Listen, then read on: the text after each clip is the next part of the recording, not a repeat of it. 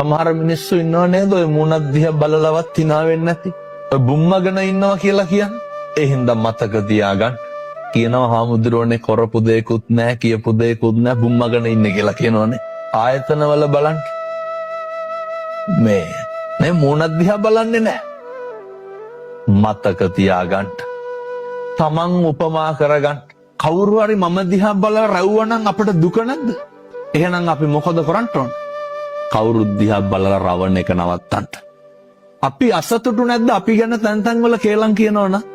අපි අසතුටු නැද්ද අපි ගැන ඔය මිනිස්සු කියනව නේද පද හදනවා කියලා. ඕක කරනකොට අපිට දුකයිද සතුටයිද? අපිට දුකයි.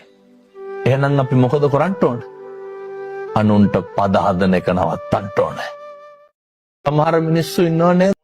ඒකේ පැත්තේ දරුවෙක් තමයි ගණිතංශේ පළවෙනියා වෙන්නේ. මගේ මතකේ හැටියට ඒ දරුවා පන්තියාවේ කුරුණෑගල. ඔය තාත්තා LTT එකෙන් මරලා. අම්මා විතරයි ගෙදර. යාළුවාගේ ගෙදර යනවා දැන හැඳුනුම්කම් ඇති කරගෙන. මොකද ත්‍රිකුණාමල්ලේ ඉඳන් කුරුණෑගල එන්න දුර හින්දා. මේවා හරි වැදගත්.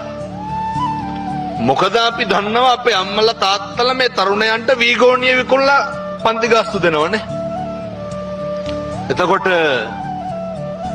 අර තරුණයා යාළුවාගේ ගෙදර ගිහිල්ලා පොතපත බලනකොට මේ පොත බලන්නේ දරුවනේ පොත S2 ගාවට අරගෙන.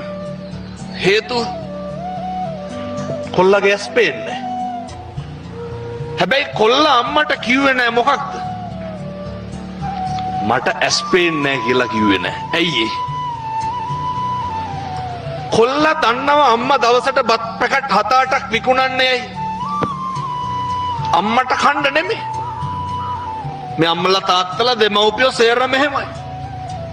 ජීවිතේ වැඩිපුරම හම්බ කරන්නේ නාස්ති කරගන්නේ කවුරු හින්දාද?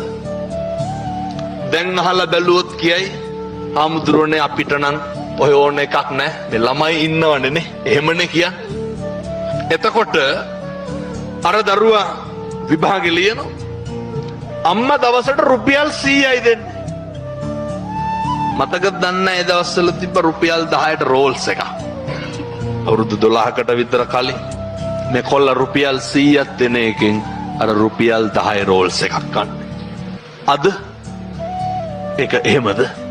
නැහැ. අම්මගේ ලේ කඳුළු 18ට උපරිම සාධාරණයක් කරනවා. මම මේ කතන්දරේ කියනකොට මේ අහගෙන ඉන්න දරුවෝ සියලු දෙනාම තේරුම් ගන්න ඕනේ අපි කරන්නේ මොකක්ද කළ යුත්තේ මොකක්ද කියන එක. ඊට පස්සේ තරුණයා විභාගෙ ලියනවා. ප්‍රතිඵල එනවා. ත්‍රිකුණාමල්ලේ දිස්ත්‍රික්කේ ගණිතංශේ පළවෙනියා. ඉංජිනේරු වරයෙක් විදිහට මොරටු විශ්වවිද්‍යාලයට ඇතුළත් වෙනවා. ඒ අවුරුදු 4-3 ඉවර වෙන්න කලින් ජපානයෙන් ඉන්ටර්විව් එකක් තියෙනවා. කොල්ල ජපාන් යනවා. කාත් එක්කද? අම්මත් එක්ක.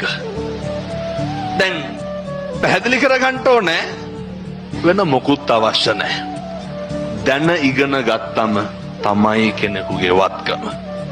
ඒක ඉගෙන ගන්නටයි ඕනේ. මගේ ගුරුවරයෙක් මේ කතන්දරේ මට කියන්නේ ත්‍රිකුණාමල්ල දිස්ත්‍රික්කයේ පැත්තේ දරුවෙක් තමයි ගණිතංශේ පළවෙනියා වෙන්නේ.